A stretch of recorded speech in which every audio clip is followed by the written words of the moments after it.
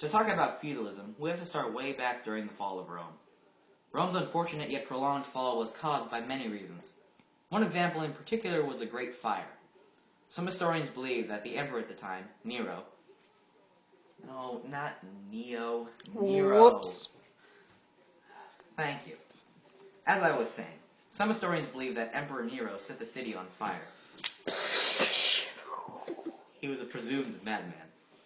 With Rome weakened, barbarian nations could now raid and pillage it. With Rome in crumbles, foreign nations under Rome's control crumbled along with it. They needed to think of a new system of government. However, they would not reach feudalism for a couple centuries. Long afterwards, various nations arose from the ashes of Rome. One group in particular were the Franks, men from the region of Gaul who were duly noted for their beards. One of these men, these Franks, by the name of Charles Martel, was named mayor of the palace. Charles was sometimes nicknamed the Hammer, since he was famed for using his mighty war hammer in battle. One of his most famous victories was at the Battle of Tours. Martel defended his Frankish homeland from the invasion by a Muslim army. After his death, he was succeeded by his son, Pepin the Short. He was given permission by Pope Zachary to kill the last Merovingian king, Childeric III. After disposing of the king, Pepin assumed the throne. Pepin was the first of many Frankish kings. After he died, his son and heir, Charles the Great, took the throne.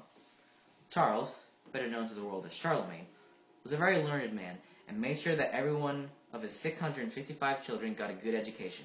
Smartness. Okay, I exaggerate. He only had about 14. No big deal.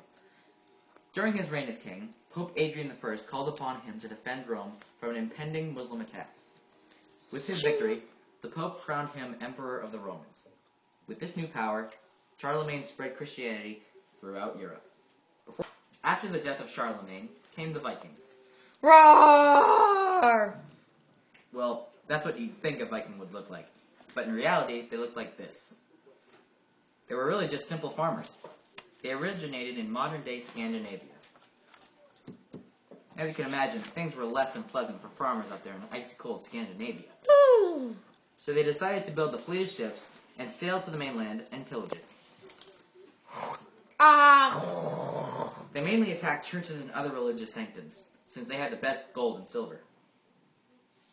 Eventually, Europe began to realize the importance of defense and doubled up their security. Ting, ting, ting.